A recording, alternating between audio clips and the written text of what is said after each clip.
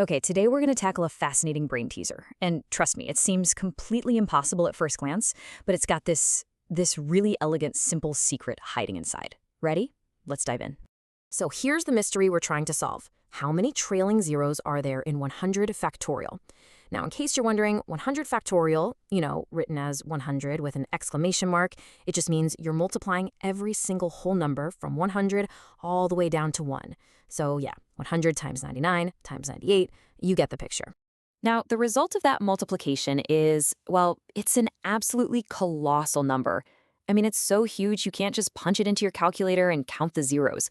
We're talking about a number with over 150 digits. So, yeah, how do we solve this? Clearly, we need a clever shortcut, right? Some kind of secret key to unlock the answer without doing all that impossible math. Okay, so to find that shortcut, we have to start by investigating the zero itself. We've got to ask a much more basic question first. Where do these trailing zeros even come from?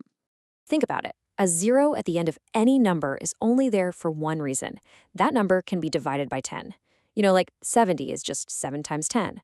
Or 500 is 5 times 100, which is really 5 times 10 times 10.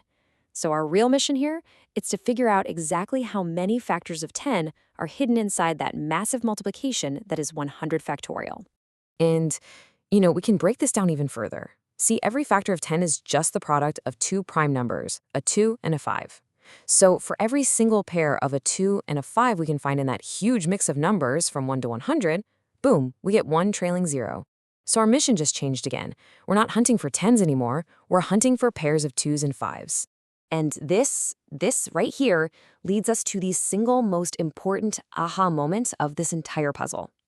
See, we don't actually need to count both the 2s and the 5s, because, as it turns out, one of these ingredients is way, way rarer than the other. Just think about it for a second. In that long multiplication from 1 to 100, factors of 2 are literally everywhere. I mean, every even number, 2, 4, 6, 8, all the way up to 100, gives us at least one factor of 2.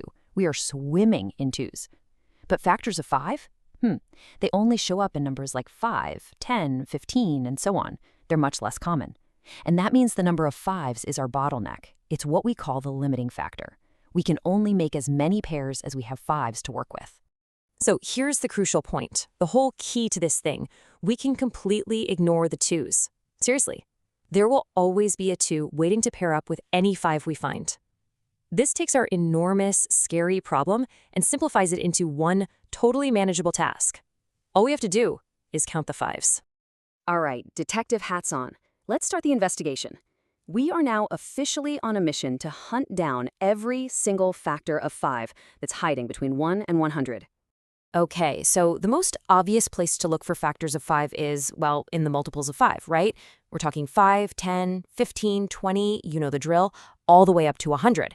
Every single one of these numbers gives us at least one factor of 5 for our grand total. And how many of those are there? Well, it's simple math. 100 divided by 5 is exactly 20. Okay, so we found our first batch of clues. We have at least 20 factors of 5. So is the answer 20 then? Are we done?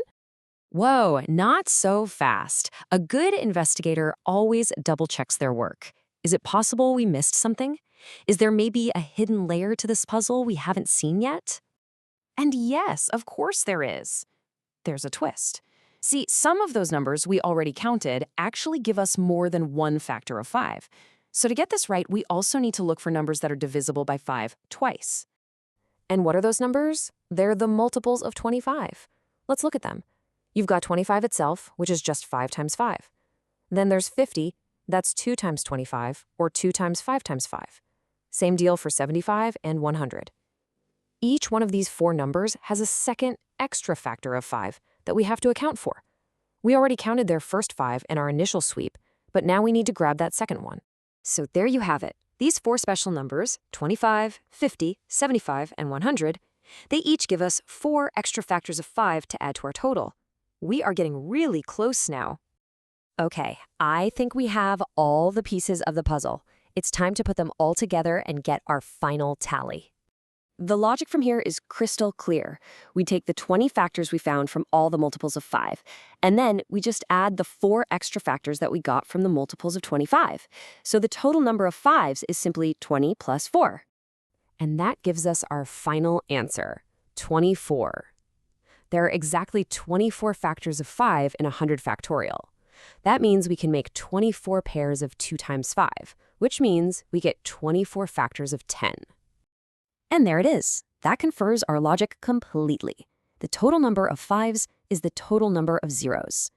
You know, by breaking a huge, seemingly impossible problem down into a search for its smallest, most critical part, we found a really simple and elegant solution. It just goes to show you, right? Sometimes the most intimidating questions have the most beautiful and logical answers hiding just under the surface. It really makes you wonder, doesn't it? What other simple secrets are out there just waiting to be found inside really complex problems?